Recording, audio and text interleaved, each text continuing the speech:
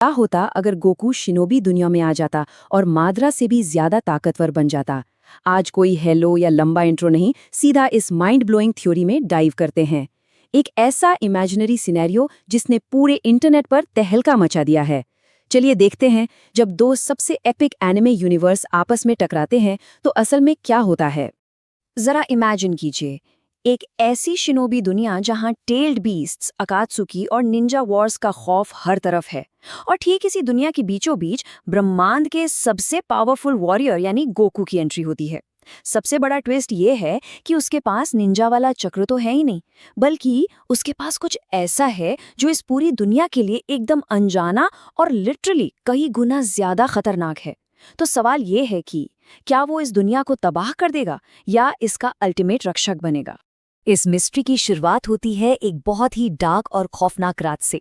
जी हाँ, वही रात जब हिडन लीफ विलेज यानी कोनोहा पर 9 टेल्स का वो भयानक हमला हुआ था।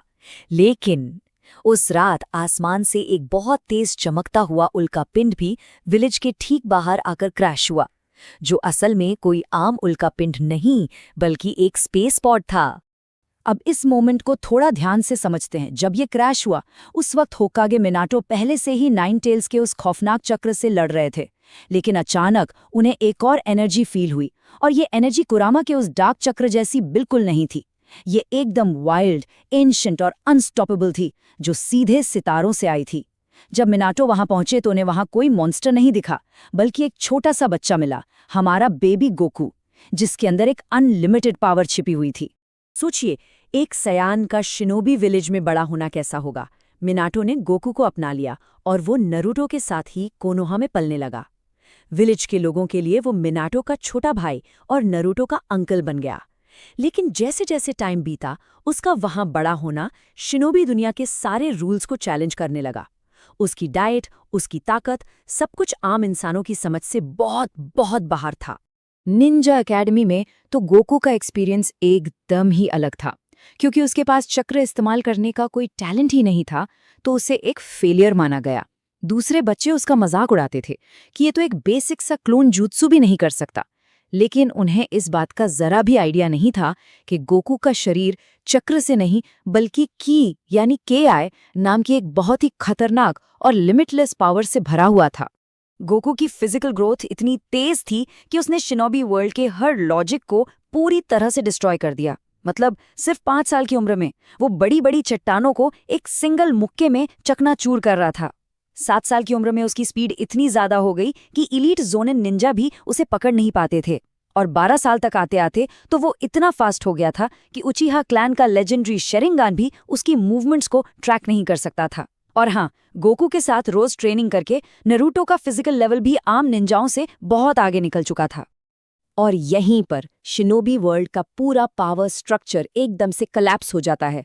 जब किसी के पास एक ऐसी पावर हो जो चक्रा के किसी भी रूल को मानती ही न हो, तो इस दुनिया के बड़े से बड़े निंजा भी एकदम बेबस लगने लगते हैं। गोकू ने शिनोबी दुनिया को पहली बार दिखाया कि पावर का असली मतलब क्या होता है। अब इन दोनों ताकतों का ये कंपैरिजन देखना वाकई में काफी इंटरेस्टिंग है। शिनोबी चक्र की एक लिमिट होती है। जुत्सु करने के लिए आपको हैंड सील्स चाहिए होती हैं, और निंजा आसानी से गेंजुत्सु में फंस जाते हैं। लेकिन गोकू की सयान की एकदम अलग चीज है। उसके पास अनलिमिटेड एनर्जी है। उसे इंस्टेंट ट्रांसमिशन या की ब्लास्ट के लिए कोई हैंड सील नहीं चाहिए। और सबसे बड़ी बात, क्योंकि उसके पास वो टिपिकल चक्र नेटवर्क ही नहीं है, वो गेंजुत्सु से पूरी तरह इम्यून है।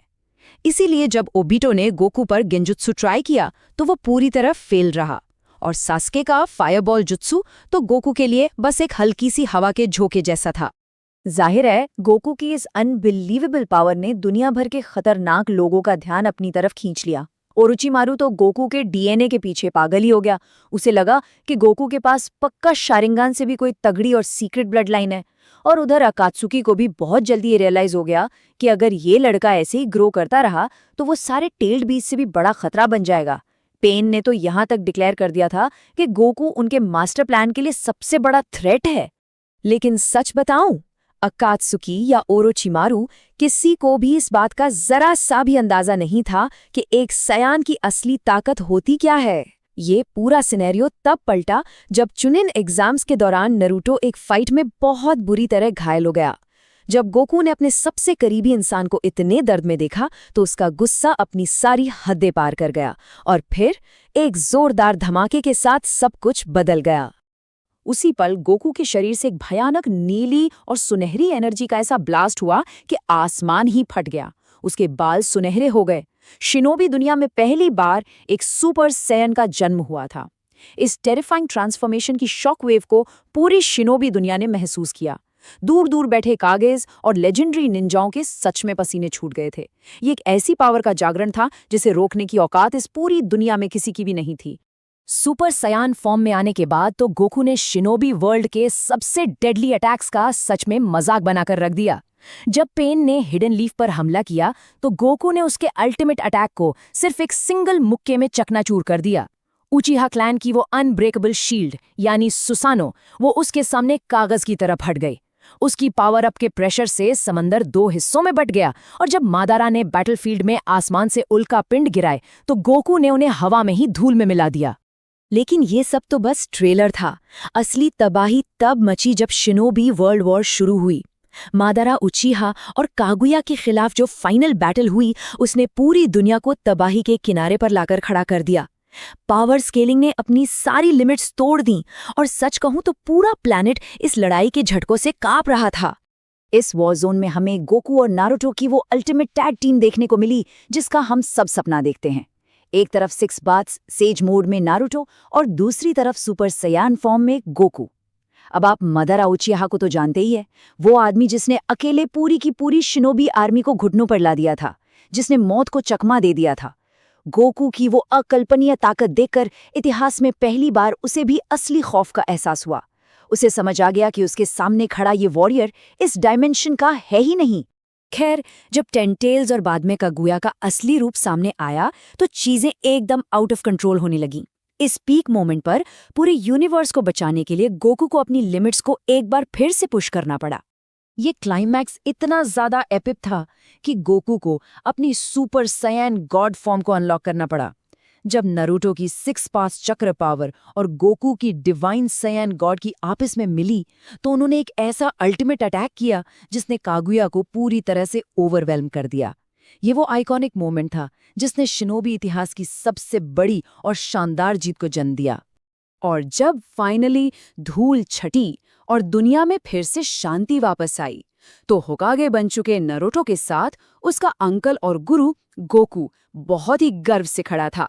जैसा कि यहाँ लिखा भी है, एक दूसरे ब्रह्मांड में वो कभी पृथ्वी का रक्षक नहीं बना, वो अस्तित्व में आने वाला सबसे मजबूत शिनोबी बन गया। गोकू ने सच में इस शिनोबी दुनिया की किस्मत को अपने सयान हाथों से हमेशा हमेशा के लिए बदल दिया। लेकिन जाने से पहले आपके लिए एक बहुत बड़ा सवाल। जरा सोचिए, जब फ्यूचर में ओत्सुत्सुकी क्लैन शिनोबी दुनिया पर हमला करने आएगा तो क्या होगा? क्या वो लोग एक सुपर सैयन गॉड की ताकत का जरा सा भी अंदाजा लगा पाएंगे? या गोकू उनका भी बिल्कुल वही हश्र करेगा जो उसने कागुया का किया था? ये एक ऐसा थॉट है जो इस यूनिवर्स को लिटरली और भी ज्यादा फैसिनेटिंग बना देता है।